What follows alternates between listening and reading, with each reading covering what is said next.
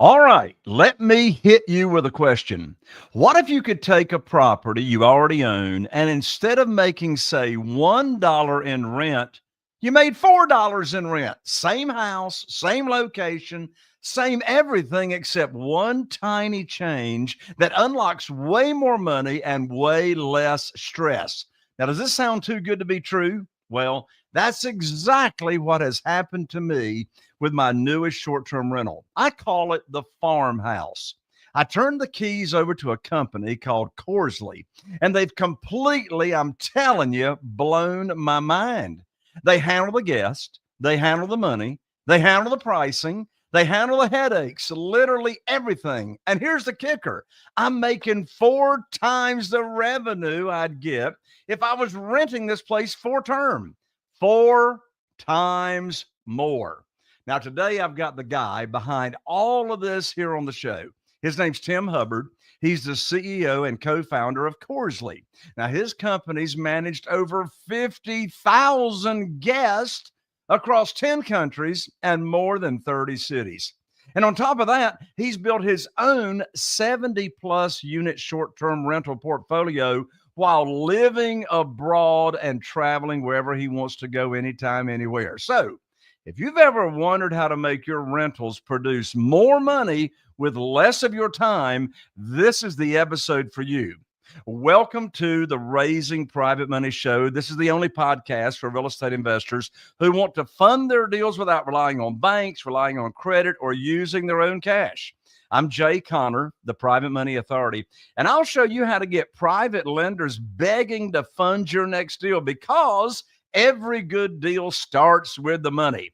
You're going to meet my good friend Tim Hubbard right after this. If you're a real estate investor and are wondering how to raise and leverage private money to make more profit on every deal, then you're in the right place. On Raising Private Money, we'll speak with new and seasoned investors to dissect their deals and extract the best tips and strategies to help you get the money, because the money comes first. Now here's your host, Jay Conner. Oh, my lands, Tim Hubbard. I am so excited to have you here on the show. I had you on my show last year, but then I said, you know what? Using your company, I want to see just really how good you and your company are. And boy, have I got a story to share now with the farmhouse and how I'm getting four times the revenue I would if I hadn't have met you and your amazing team. So, Tim, welcome to the show. You very much, Jay. I am excited to be here. It's always a pleasure to talk with you. And we're really excited to have had the opportunity to help you with the farmhouse. It's been an awesome start. Yes, for sure. Yeah, we just launched it this year, back in January, the fourth week, and I'm telling you, it's just blowing up. So let's go ahead and give everybody the big picture. How in the world does Corsley, your company, take a normal rental and turn it into 3 to 4 times the revenue, for goodness sakes? Well, there are a lot of pieces that go into that, Jay. It starts with having a good property that's in a desirable area. But I think one of the interesting things that we've seen over the last few years is that there's lots of properties all over the place where people want to stay. And it's not your traditional vacation rental market anymore. It's just the way people are traveling and living is different. People are staying in short-term rentals more than they ever have before. Um, and so it starts with just having a property and understanding the market dynamics of that property, and then understanding who's going to stay there at the property. And then, of course, on the back end, there's all these other pieces of the operation, which my team and I have figured out over the last decade, starting with my portfolio, as you mentioned, and I've lived thousands of miles from my properties. And so we figured out how to do this virtually. And we've kind of just gone from there. So, we've got an awesome virtual team, and we're truly experts in the space. Yeah. Well, one thing, and you and your team helped me figure out so much. I mean, I didn't know who my target market was going to be. You all helped me figure that out. You all helped me figure out what I should do to the property in order to maximize the revenue. You all figured out the pricing. I mean, I don't know how to, price a short-term rental. So your team handled all the pricing. Your team goes in there 3 times a week And they don't just rely on software. I mean, they physically, with a real human being, are using the software, and they're checking the pricing to make sure everything is, competitive. And it really, truly is a hands-off experience. I mean, the only thing that I've had to do with this short-term rental to get a 4x in the revenue is have the housekeeper, is to have the housekeeping company. And you all actually told me how to find the housekeeper, because I mean, I didn't even know where to start on how to find a housekeeper. And so, and when we were starting out, you told me, your team told me. So here's the actual dollars, just so the audience and listeners can understand. This house, it's a 4-bedroom, 2-bath. One thing you all told me to do is to advertise where it can sleep 10 people, and that's true. One of the bedrooms, it's got 4 bedrooms, and one of the bedrooms, we've got 2 bunk beds in there. So that's 4 of the people, in one of those bedrooms. And so this, if I was doing just a straight long-term rental on this house, I'd be bringing in about $2,200 a month on that rental. So, 2 times, so it'd be under 30,000 a year. And I remember having a conversation with you and the team before I actually decided to pull the trigger. And I said, what is an anticipated revenue, realistic revenue on this property? And you all analyzed, the demand and the supply around in the area. And y'all told me realistically 60,000, maybe 80,000. And man, Tim, y'all are conservative on your estimates, is all I can say.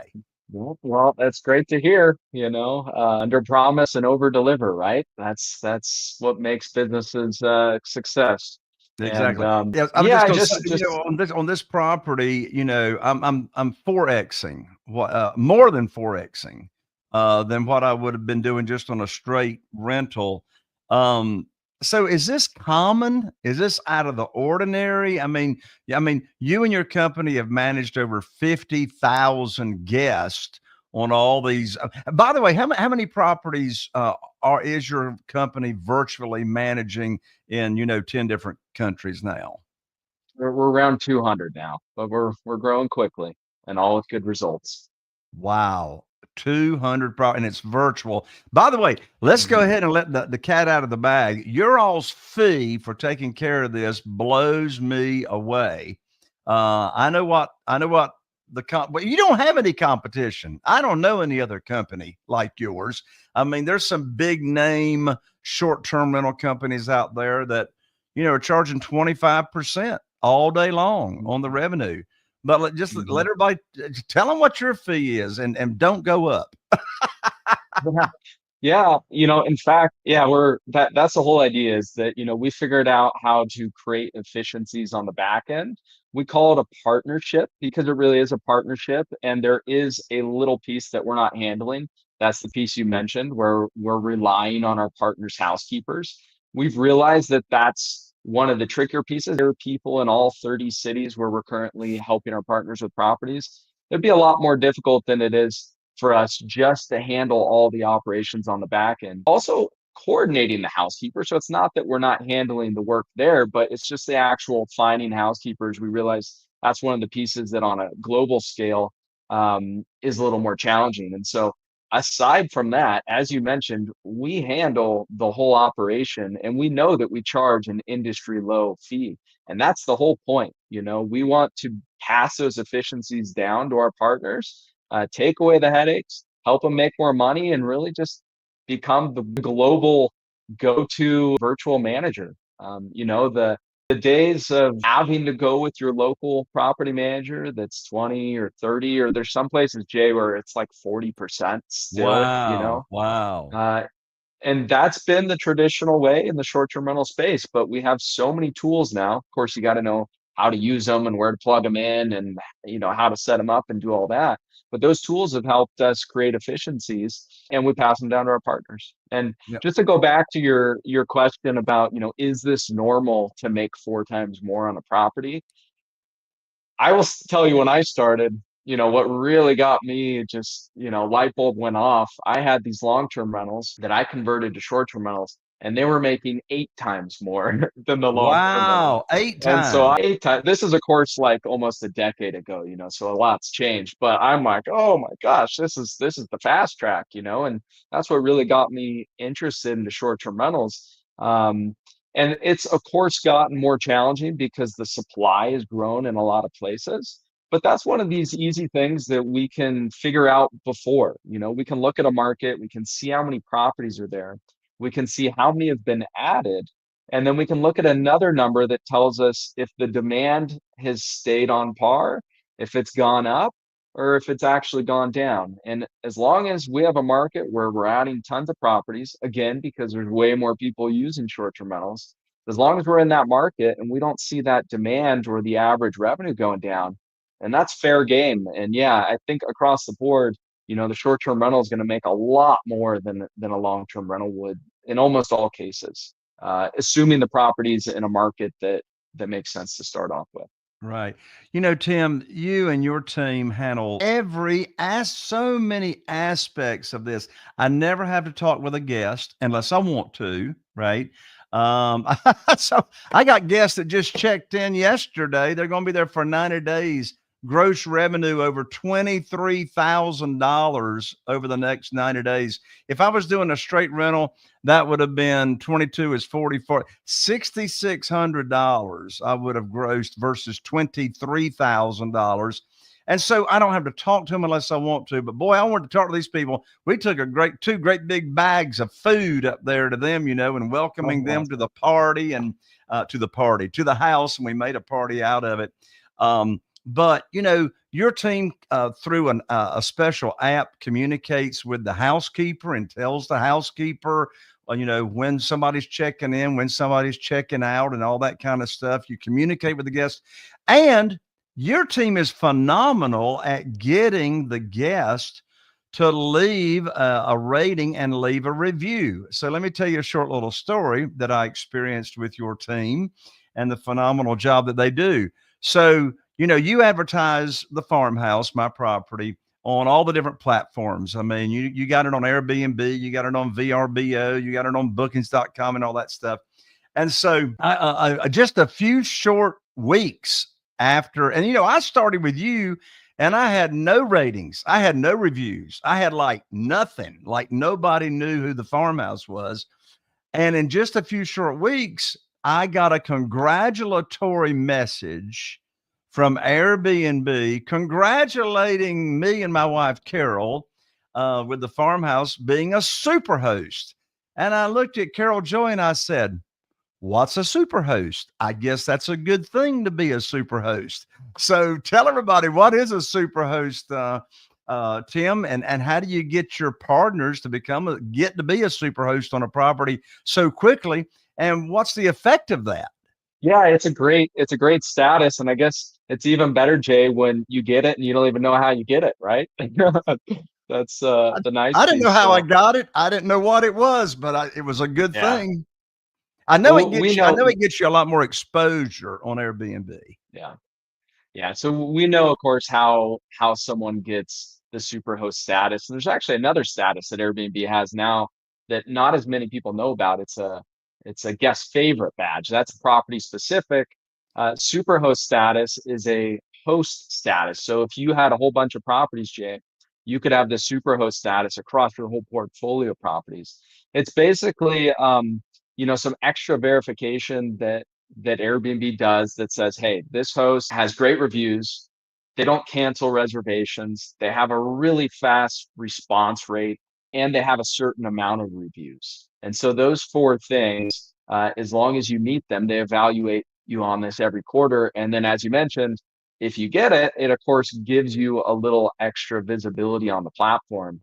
And that's really the name of the game, is getting more visibility on the platforms, and standing out against the competition. I mean, it's people aren't spending a lot of time anymore doing research, or they're basically just swiping through on the phone. And so we want to grab their attention in the beginning. Having superhost status is going to help your property stand out. And so yeah, glad that you got it, and sooner than later. Yeah. Well, one thing you just mentioned was how quickly a host responds to a guest question or a request or a maintenance issue or any kind of communication. And you know what's interesting is that your team communicates with the guest as though they are me and my wife. They're talking. Well, it depends on the communication. Some of the communications they'll say, "Hey, I'm such and such, and I help Jay and Carol manage their properties." And then depending on the communication, sometimes it's coming across as just Jay and Carol. Like the thank you for staying with us. We loved having you, and that kind of thing. But one thing you mentioned is how quickly that response happens. And one thing that just blows my mind is, I don't have to be looking at my smartphone making and worrying about missing any notifications from guests, because your team and your receptionist desk and support team, y'all are open 24 hours a day. And so if somebody needs something, you're right there your team is right there responding to them. And just based on my own observations of these communications, it seems to me that all the requests that come in from a guest, there's responses coming to them people like most of the time in 5 minutes or less. Well, that's the magic number. 5 minutes is our internal rule that, our rule is to respond with all of our guests in 5 minutes or less. And so that's it. Yep. And it really does make a huge difference. As someone that travels a lot and stays in short-term rentals a lot, I know sometimes, and I stay in places for an extended periods of time as well. In fact, I'm in a short-term rental right now as we're doing this recording for about a month. And I know before I book a place for a month, I send out a few inquiries. It's a place where I'm going to be spending a fair amount of time, and I want to, just verify some details, make sure the internet works, all those fun things. And I know the faster someone responds to me, the more likely I am to book that property. And then after I'm there at the property, if I have a little issue and I don't get a response for, even if it's 30 minutes or an hour or something, if it's an important thing, that goes right back to my review score. So we understand all these things from the guest perspective. We understand them from the owner's perspective. And we've incorporated them all in to do, as you said, try to get, the best reviews possible and also get as many reviews as possible. Oh yeah, So and you know what I love doing, because you have actually put my short-term rental company on automatic and autopilot. I love just reading. I love just reading through those reviews. Now, mhm. Tim, let's talk about your journey here. Let's talk about your journey. You have built an amazing 70 plus, over 70 unit portfolio, and they're all short-term rentals, right? I've got about 45 of those are short-term rental, but we're building 20 more. So um, yeah, So you got a lot. You got a lot there's of quite a few. Yeah. short-term rentals. So how did you pull that off? I mean, how do you go from how many so were you a traditional landlord, and you had some properties and you just converted them over to short-term rental like all at once, or how did that start?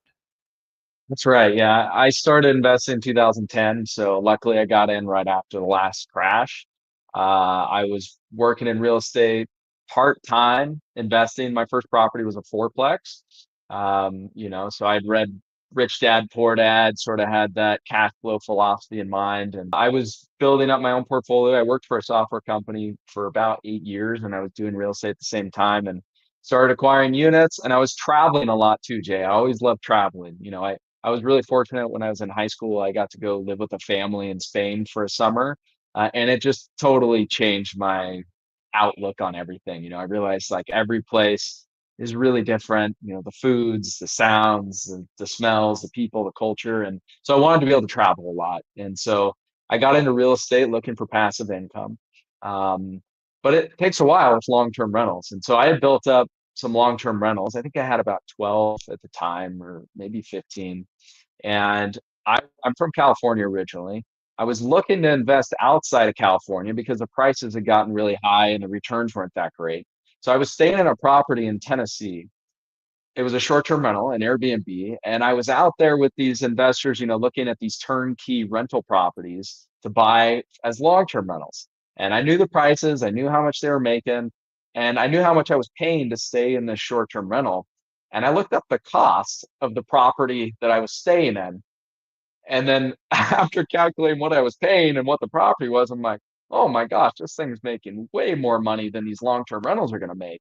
And so I took some of my own properties, converted them over to short-term rentals, and just really haven't looked back. I after those first, I converted 4 units over in another fourplex that I have. It's in a good location. I still have those today. They're still operating, still doing really well.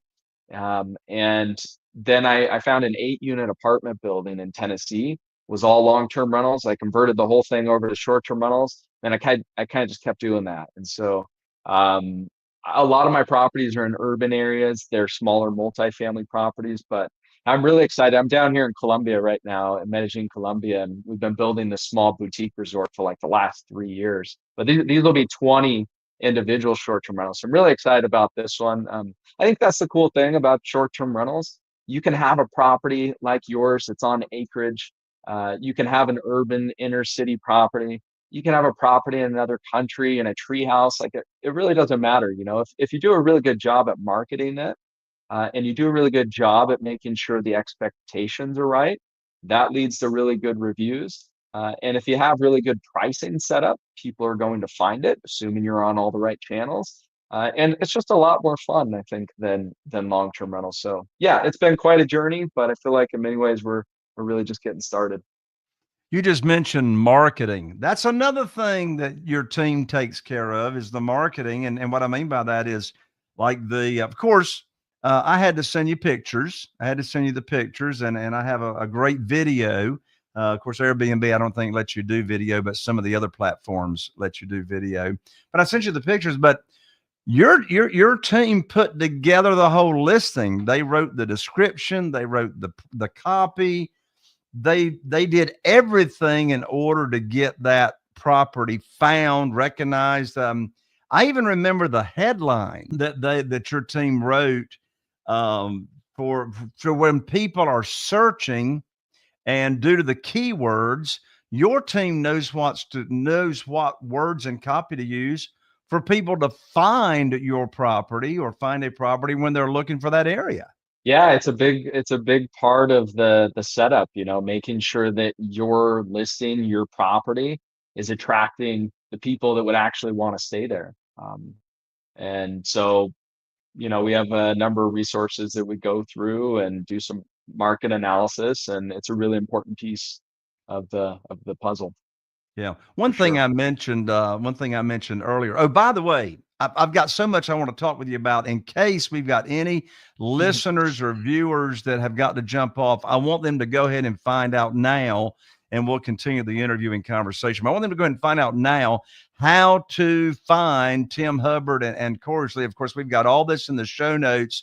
But so if you're listening to this, you can go to the URL, which is go.jconnor.com/short term.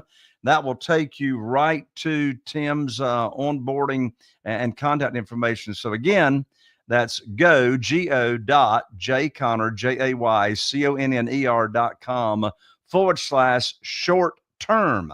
And that'll take you right to contact information with Tim. In addition to that, if you happen to be watching this on YouTube or Facebook or LinkedIn, we're going to put up a QR code that you can scan. And there's the QR code right there that will take you directly to the contact information and getting more information about working with Tim's company.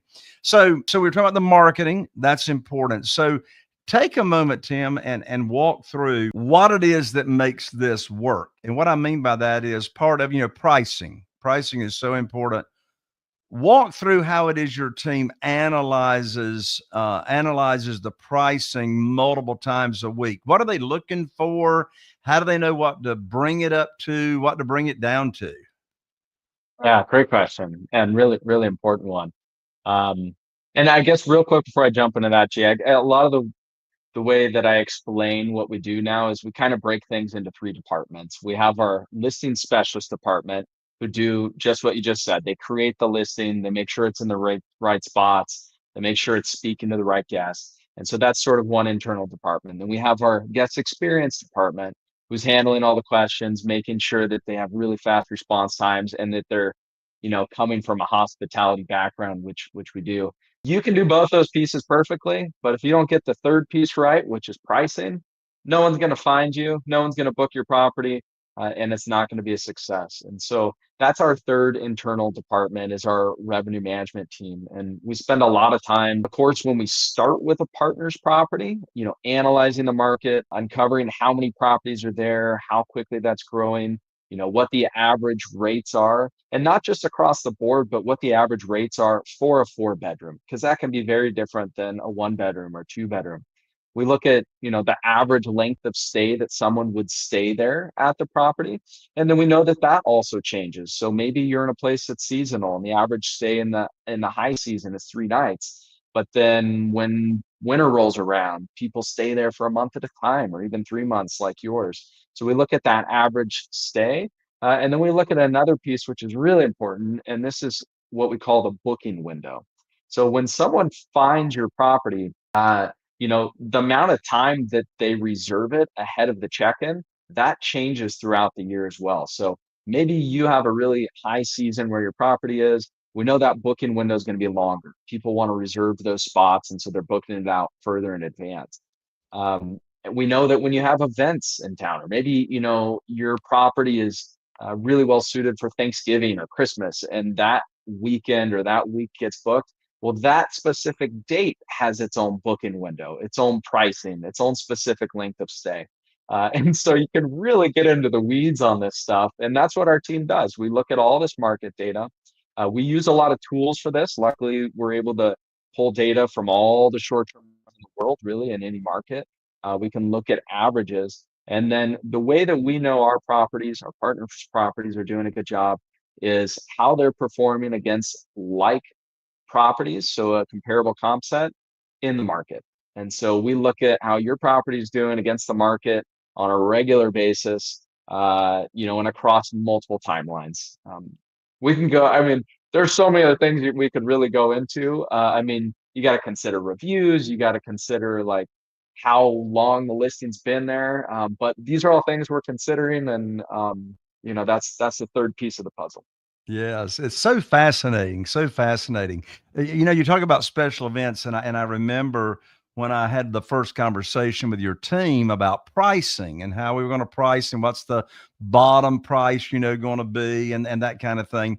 And I remember them telling me about when special events play an important role in what pricing should be. So, like in our area, only 5 minutes from the farmhouse, once a year, the first weekend in April, we have the Newport Pig Picking Contest, which is the largest pig barbecue cooking contest in the nation. So, the software and the team, elevates pricing there.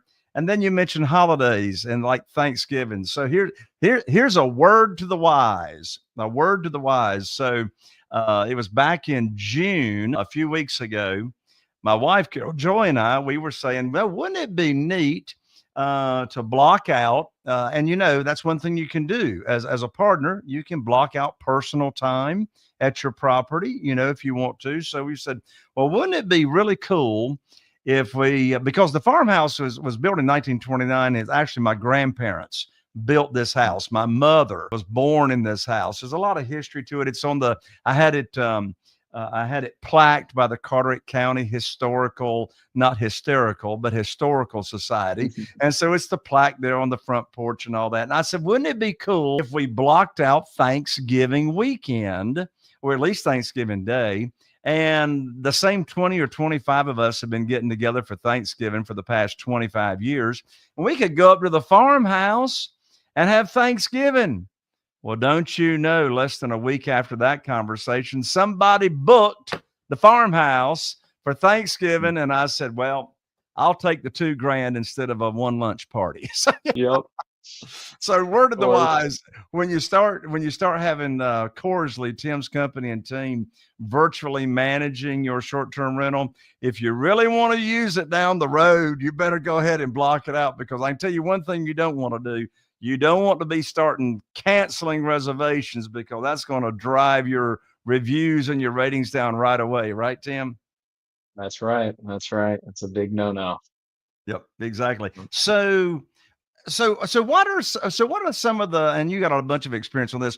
What are some of the common mistakes that property owners make trying to self manage versus, using experts such as yourself and your team? Yeah, good question. I think there's quite a few. A first one is I would say most people, Jay, they when they start in the short-term rental space, they start with Airbnb because it's the easiest.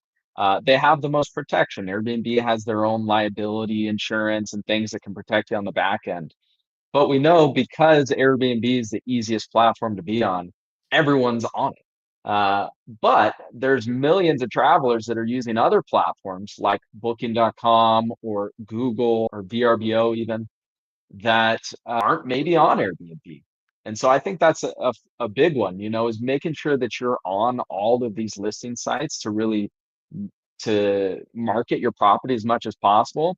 And so that's the first one. It's just going on all the listing sites. Most of our partners that we bring on, we find that they're not on booking.com. And we do, by the way, we work with partners like yourself that are just getting started. We'll create the listing for you. And then we've also taken over people's portfolios, that already had all their listings, and we'll help optimize them and make sure everything's in the right spot and kind of take over the wheel. Um, but assuming someone goes on booking.com, it's a completely different set of policies than Airbnb. And so a lot of people run into trouble uh, not collecting payments the correct way, or maybe they collect a payment that gets canceled, but then someone still checks into their property.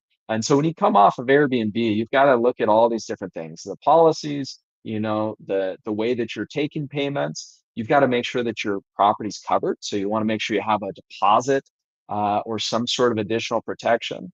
So that's a big piece. I think being on the right listing sites, but also knowing how to be on them and knowing how to verify guests. And then I think maybe the big one is like we just don't know what we don't know. And so if you're a new if you're new to the short-term rental space and you don't have tens of thousands of guests of experience, there's just all kinds of things that you're not going to discover until those reservations come up. And if you're managing, maybe 3, 4 reservations a month, or maybe you do 25 a year, like you could have a nice year go by and then something happens that you would have never expected and you don't know how to handle it. And so we know how to handle it. And then just the last thing I'll say is that let's say you go through that year and you have 25 reservations and you get 25 5 stars and you think you're doing really good. A lot of people that start out in the industry, they have that success. They can get the good reviews, but it doesn't necessarily mean that they've maximized the revenue potential of the property. It's most of the time they're not pulling it up and comparing it to market data. And so if you finish the year at $50,000 and you're really happy, but your neighbor finished at 75,000, then you're still falling behind. So yeah, there's a few examples. Right. Let's take a minute and talk about the future opportunities. Where do you see short-term rentals in the future compared to traditional rentals? I mean, have we hit maximum, capacity for short-term rentals, or is it still a wide open opportunity? Yeah, I think that's a great question. I think we still see markets growing. Like the US on average is growing like 4% now in terms of new supply per year. During, the post-COVID era, it was growing like 20%. Everyone was getting a short-term rental and a vacation rental. So it's still growing. And I think that there's still millions of people that are still discovering short-term rentals for the first time. And I also believe that it's just a new way of living now. So we know that Airbnb, one of their fastest growing segments are longer reservations. Longer short-term rental reservations, or what we'd call a midterm stay reservation, just like the one that you just got at your property. And so the difference between a short-term rental and a long-term rental, in my opinion, is merging a little bit. And people are staying in them more, they're staying in them longer.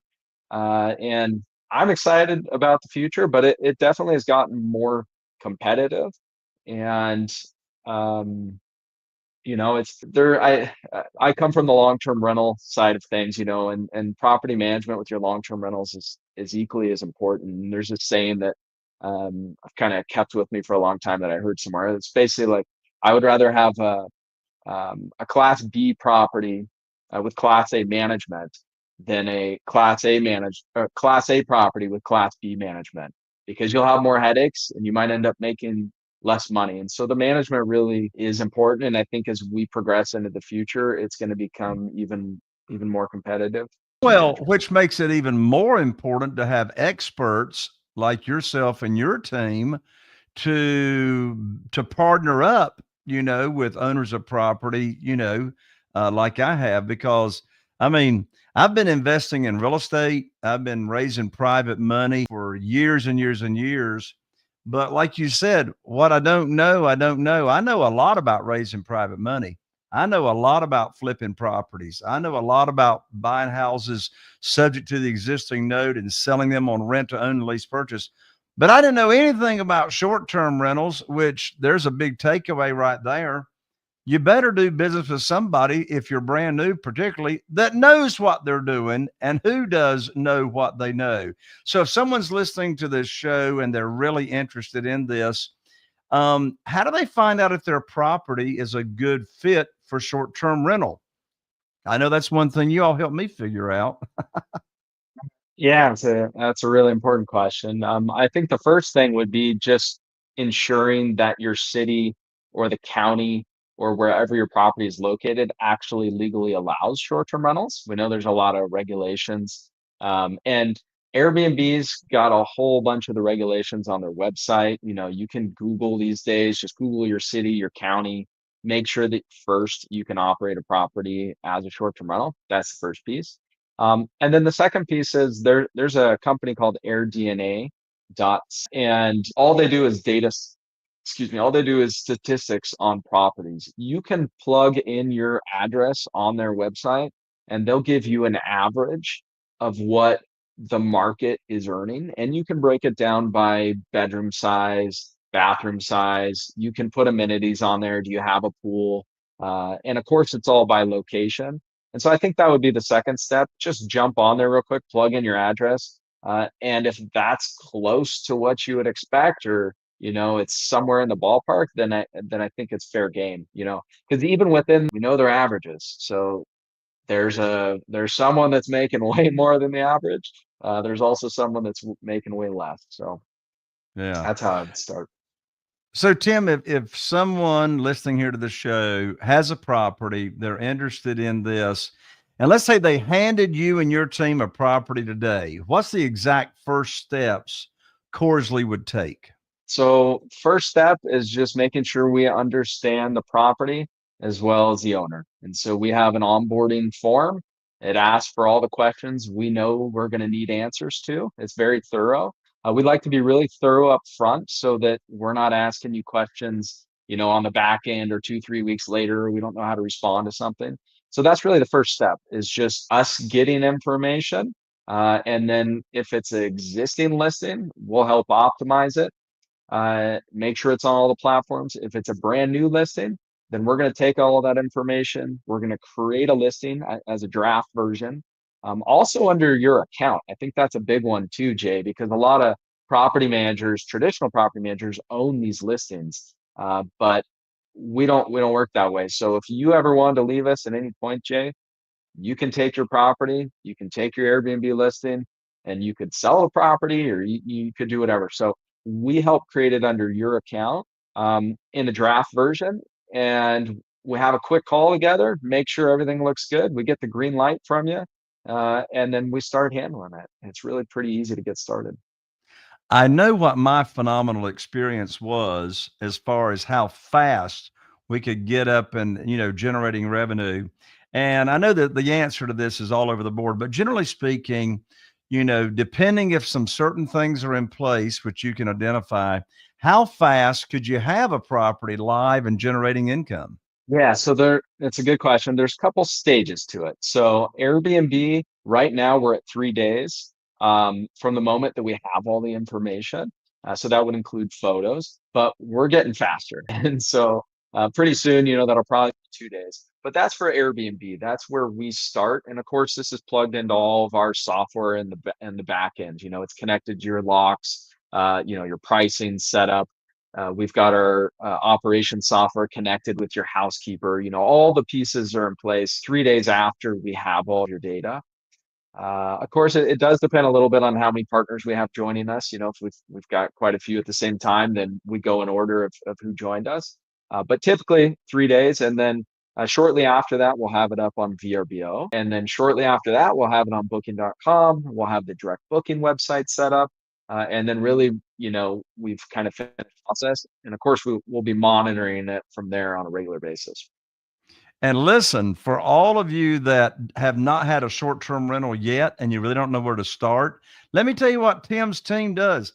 They sent me a checklist of everything that needs to be in the house. I didn't know everything that needed to be in the house, a furnished short-term rental. So I mean, even down, to the coffee cups and the Keurigs and the types of linens. I mean, we've got 3 sets of linens for each bed. That way, that way our housekeeper can take it home. They can be washing the linens. And then if there's an accident and you got to throw out some linens, they've already got a backup to the linens. Tim told us all that. In fact, Tim, your team actually even told us the exact kind of security cameras to buy, which were not that expensive. And I mean, I actually have a good time stalking my guests as they walk in and out of the door, But the security cameras, your team told us the exact kind of locks to put on the front door.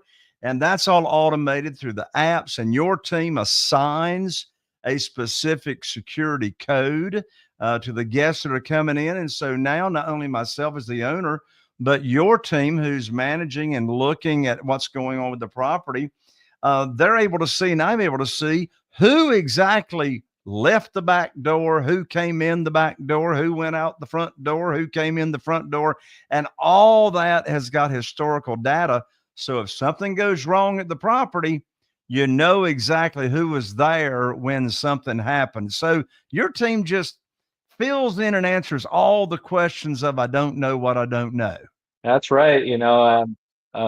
We've I read this book recently called Fall in Love with the Problem, I think is the name of the book. And it was written by the founder of Waze, the competitor to Google Maps, billion-dollar company. He's actually built multiple billion-dollar companies.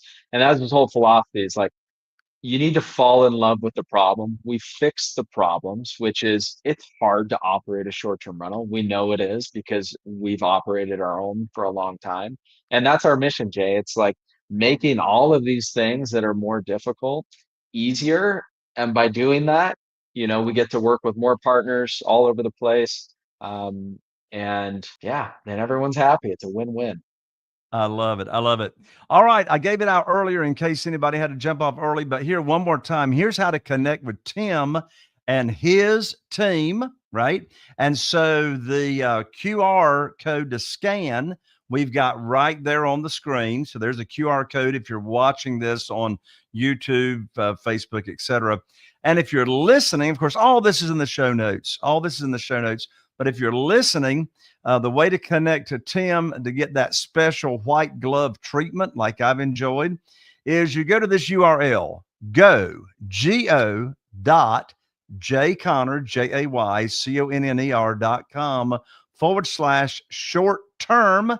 And that'll take you right to Tim. Tim, parting comments. I'm so excited about your service and my farmhouse. I could just keep talking to you all day long, but what are your parting comments? And I'll wrap us up. Well, yeah, it's been a pleasure working with you, Jay. I know our whole team's really excited to bring on properties really from anywhere. This is one of the cool things about being virtual. Every property is unique. It has its own unique market. But behind all of that, there is a professional way to operate it, and that's our mission. And so we'd love to help anyone that's interested. Thank you so much, Tim. All right, that's a wrap, folks. Here's the big takeaway. If you've got a property, or actually if you want to invest in a property and you've been renting it the old school way, let me tell you, you are leaving money on the table, like a lot of money. I've seen it. I've now experienced it firsthand with my farmhouse. Same property, same location, but instead of $1, I'm making $4. And the beautiful thing, I don't lift a finger. That's the power of what Tim and his team at Corsley are doing. They're not just managing short-term rentals, they're turning them into businesses that run without you having to be hands-on. So if you've been listening and you're thinking, man, I want that for my property, then here's what you do. Go over there, check out go.jconnor.com/short term and check them out. Reach out to Tim. His team will be right there ready to talk to you. Have a conversation. And listen, at worst, you learn what's possible. At best, you unlock a stream of revenue you didn't even know was sitting in your backyard. Tim, thanks again for dropping by and dropping some serious value today. And to everyone listening, don't just listen to this, act on it, because the only thing standing between you and a property that prints money is the decision to hand it over to the right operator. And the right operator is Tim Hubbard at Corsley. Until next time, I'll see you guys on the next episode of Raising Private Money. Are you feeling inspired by the knowledge you gained in this episode? Then head over to jconnor.com/moneyguide. That's jconner.com/moneyguide and download your free guide that shares 7 reasons why private money will skyrocket your real estate investing business right now. Again, that's jconnor.com/moneyguide to get your free guide. We'll see you next time on Raising Private Money.